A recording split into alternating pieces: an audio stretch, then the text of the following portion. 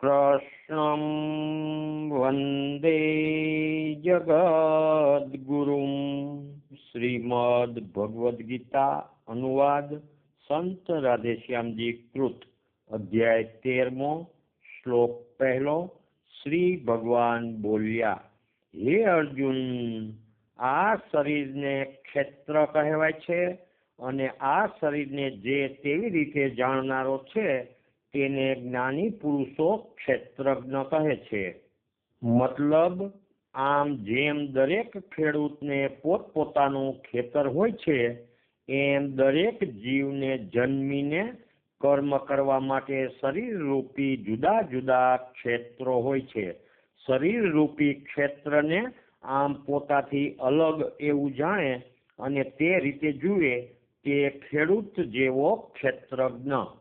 આમ દરેક જીવ પોતાના શરીર પૂરતો ક્ષેત્રજ્ઞ છે, એટલે દ્રષ્ટા કે સાક્ષી છે.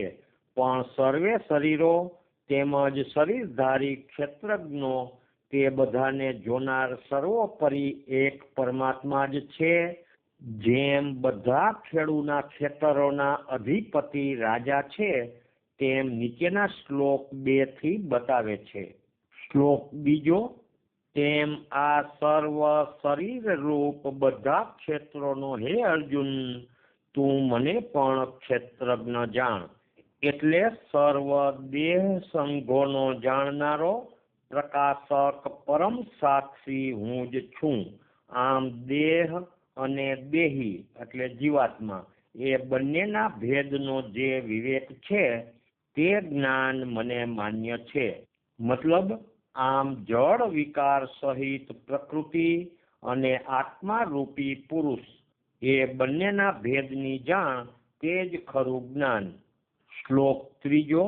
આ શરીર શું છે, કેવું છે, તેમાં વિકારો કયા કયા કારણથી થાય છે, કયા કયા વિકારો થાય છે, તેમ તે ક્ષેત્રજ્ઞનું સ્વરૂપ એટલે દેહને જાણનારનું સ્વરૂપ અને તેનો પ્રભાવ શું છે તે ટૂંકમાં મારી પાસેથી હે અર્જુન તું સાંભળ.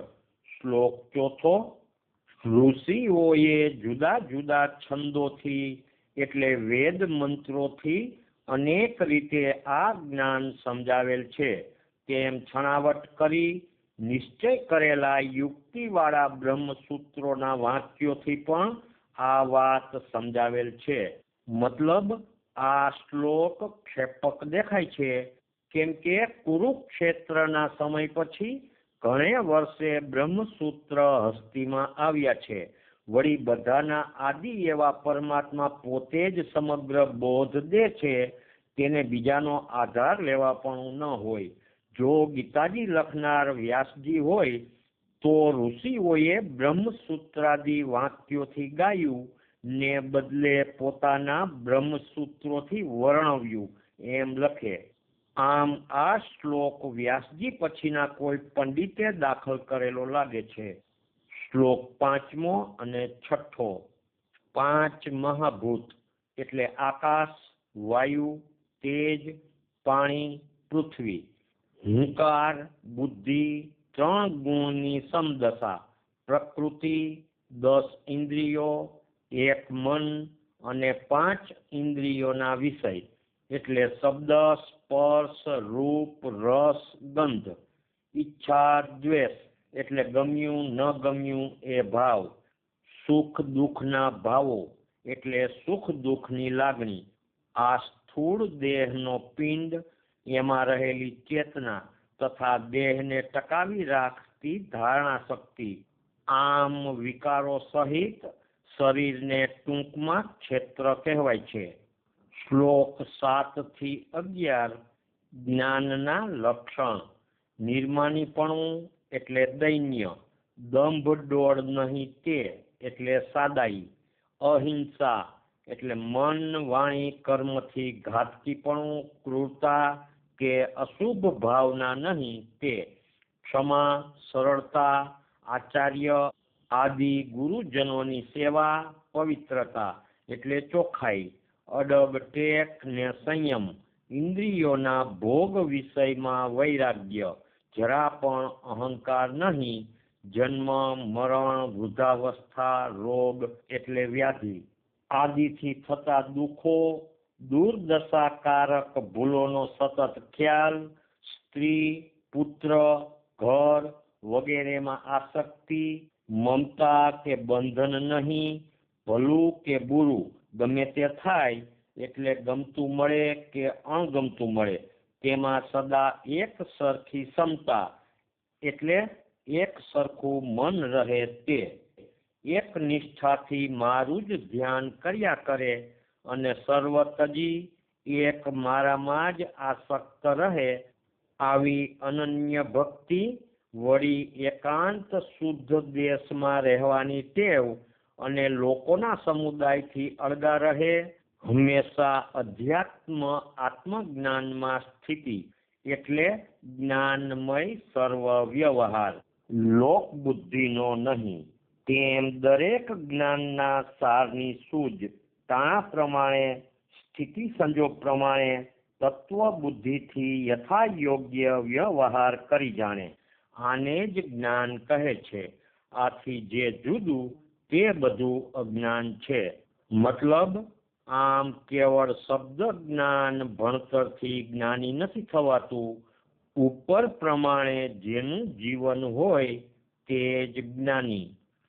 હવે આગળ તત્વજ્ઞાનનું દ્રષ્ટાંત આપતા ભગવાન કહે છે, શ્રાદ્ધ ક્રિયામાં પિતૃને પિંડ દેતી વખતે ક્રિયા કરનાર યોગ્ય બ્રાહ્મણ ન હોય તો ઘીનો દીવો કરી, માંડલું કરી, દેવ મૂર્તિને પધરાવી, થાળીની અંદર પતરાવડા મૂકી હવિષ્યાન સામગ્રી ધરાય ને અલગ પાંદડા માથે 2-3 પિંડ ઘી વાળા ચોખાના પધરાવે ને દર્ભથી પ્રોક્ષણ કરે, 1-2 શ્લોકથી ભગવાનનું આવાહન કરે, ગીતાના 14-15 અધ્યાયનો શાંતિથી પાઠ કરે, પિંડ ગૌ માતાને આપી દે ને નૈવેદ્ય કોઈ અતિથિ કે વિતરાગી જ્ઞાની કે સદાચારી જીવને જમાડી દે તો પણ શ્રાદ્ધ એટલે પિતૃઓની તૃપ્તિ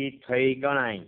કાંઈ પણ સાધન ન હોય તો કેવળ પરમાત્માના નામનો જપ કરી માળા કરી પિતૃઓને અર્પણ કરે, આ શ્રાદ્ધનું તત્વ જાણ્યું કહેવાય. તેમ યજ્ઞ દાન સંધ્યા ઉપાસના વગેરેના વિધિ કરતા તત્વજ્ઞાની પાસેથી ક્રિયાકર્મનો વિવેક જાણવો જોઈએ અને સમજુએ દર ટાણે લોકરીતના ગાડરિયા પ્રવાહમાં ખેંચાવું નહીં, પણ દેશકાળ પ્રમાણે પોતાની સ્થિતિ સંજોગ જોઈને વર્તવું. શ્લોક 12. હવે જાણવા જોગ પામવા જોગ જે જ્ઞેય વસ્તુ છે તે કહી સમજાવું છું. તેને સમજી જાણી લેવાથી જીવ અમરતા પામે છે. તે વસ્તુ અનાદિ છે, સર્વથી પરબ્રહ્મ છે. તે સત પણ નથી કહેવાતું, તેમ અસત પણ નથી કહેવાતું, એટલે તે અકથ્ય છે, કાર્યકારણથી પર છે. શ્લોક 13. જેના ચારે તરફ હાથ પગ આવી રહેલા છે તેમજ બધી દિશાઓમાં આંખો મોઢા ને માથા આવેલા છે તેમજ બધા લોકમાં કાન વ્યાપી રહેલા છે, તે આ સર્વ લોકને અંદર બહાર આકાશની પેઠે છાઈને વ્યાપી રહેલું છે, એટલે સર્વ ક્રિયા તેને આધારે જ થયા કરે છે. શ્લોક 14. એક પણ ઇન્દ્રિય તેમાં નથી દેખાતી, છતાં બધી ઇન્દ્રિયોને તથા વિષયોને પ્રકાશે છે, દર્શાવે છે. સર્વભૂત પ્રાણીને ધારણ કરી રહેલું, છતાં આકાશ પેઠે લેપાતું નથી, નિરાળું રહે છે અને સર્વ ગુણ વિષયોને ભોગવે છે, છતાં તે નિર્ગુણ છે, ગુણોથી પર છે, એટલે તેને આધીન નથી, તેમ અલિપ્ત છે. ગુણો તેને સ્પર્શી શકતા નથી. મતલબ આકાશમાં રહેલી વસ્તુ આકાશને જેમ સ્પર્શી શકતી નથી, તેમ ગુણો કે વિષય પદાર્થો સર્વાધાર બ્રહ્મને સ્પર્શી શકતા નથી. શ્લોક 15મો. જળ ચેતન સર્વભૂત પ્રાણીમાં તે અંદર બહાર ઓતપ્રોત વ્યાપેલું છે. જળ ચેતન રૂપ પણ તે જ તત્વ છે. દૂર, પાસે, આસપાસ બધે સભર ભરેલું છે, છતાં અતિ ઝીણું હોવાથી જણાતું નથી, એટલે કળાતું વર્તાતું નથી. આમ આખી સૃષ્ટિ ભગવદ રૂપ છે. શ્લોક 16મો. સર્વભૂતમાં એક રૂપે રહ્યું છતાં જુદા જુદા પ્રાણીઓમાં જુદે જુદે રૂપે ભાસે છે.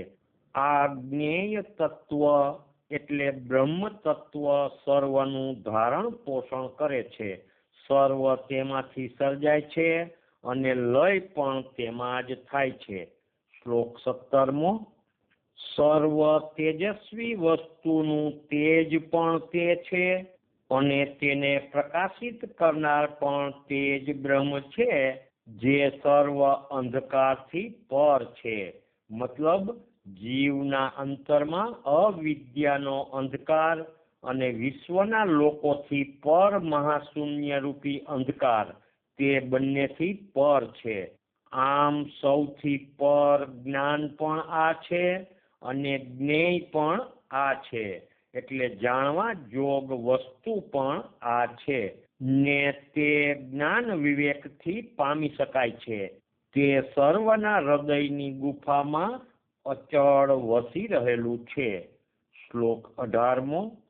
આ પ્રમાણે ક્ષેત્ર શું, જ્ઞાન શું, તેમ જ્ઞાનથી જાણવા જોગ વસ્તુ શું છે, એટલે આત્મા રૂપ બ્રહ્મ શું છે, તે બધું ટૂંકમાં કહી બતાવ્યું.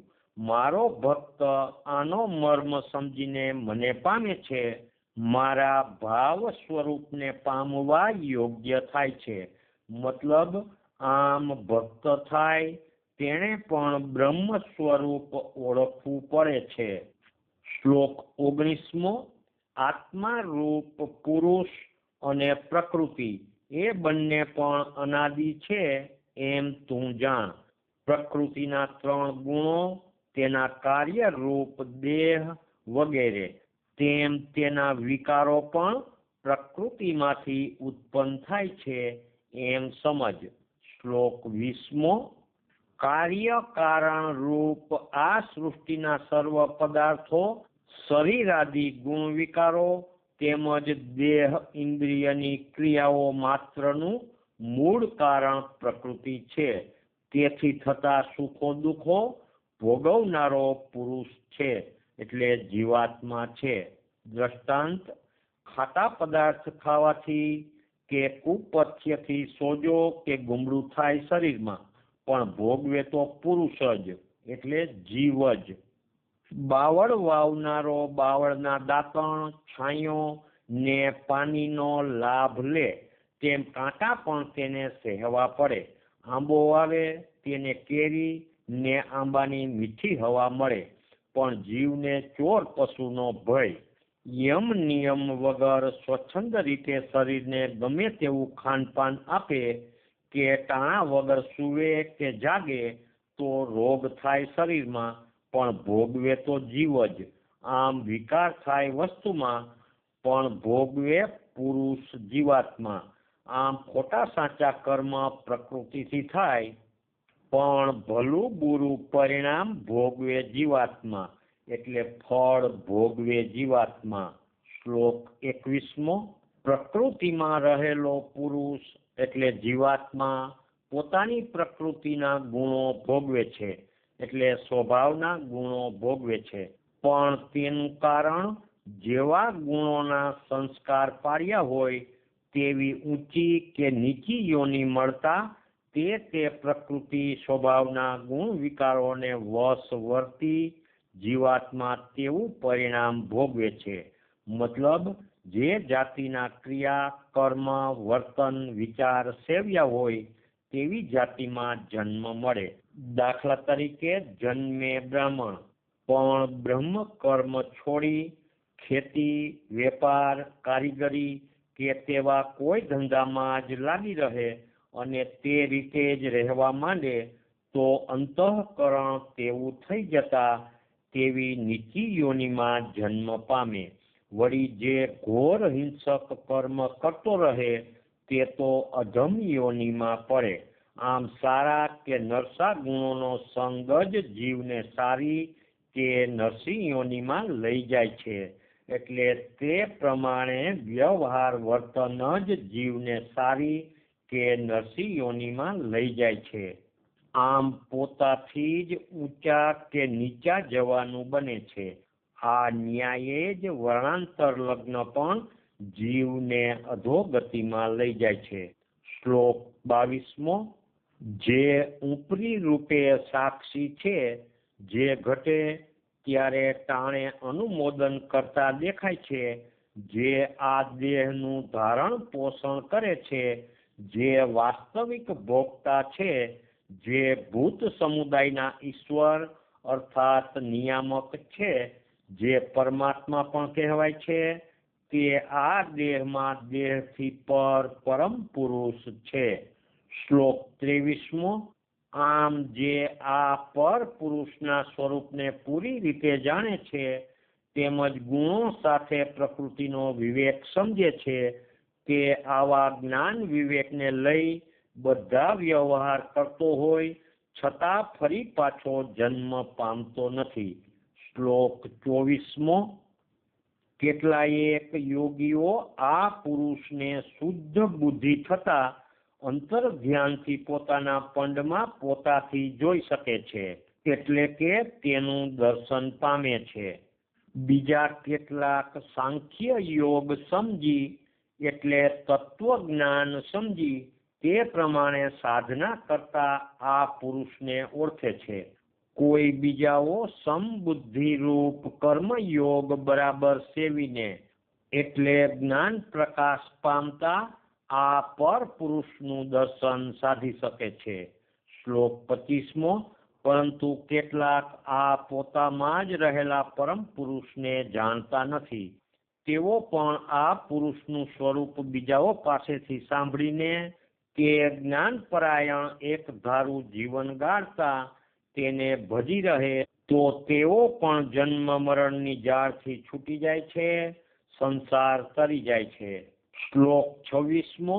સ્થિર કે હલતું ચાલતું ગમે તે પ્રાણી ઉત્પન્ન થાય છે, તે હે અર્જુન દેહ એટલે ક્ષેત્ર અને જીવાત્માના એટલે દેહને ધારણ કરનાર ક્ષેત્રજ્ઞ આત્માના ભેળા થવાથી જન્મે છે એમ તું જાણ.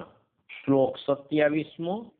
સર્વભૂત પ્રાણીને વિશે સમાન રૂપે રહેલા ચેતન પુરુષને એટલે પર આત્માને સર્વ પ્રાણીઓ મરે તો પણ નાશ નથી પામતા એવા અજર અમર જે જોઈ શકે છે તેને જ ખરી જાણ છે. શ્લોક 28મો. આમ પરમાત્માને સર્વ ભૂતો વિશે એક સરખા રહેલા જે જુએ છે તે કદી પોતાને પોતાથી હણતો નથી, અર્થાત પોતે પોતાથી આત્માનો નાશ કરતો નથી, એટલે પોતાના સ્વરૂપથી પડતો નથી. એટલે કે સંસારી રાગ દ્વેષ કે મારું તારું, લોભ સ્વાર્થ, છળ પ્રપંચ, કામ ક્રોધાદી વગેરે અજ્ઞાનને વશ થતો નથી, પણ તેનો બધો વ્યવહાર આત્મભાવ કે ભગવદ ભાવ વાળો સહજ થઈ જાય છે, તેથી પરાગતિને પામે છે, એટલે સર્વશ્રેષ્ઠ પરાગતિને પામે છે. શ્લોક 29મો.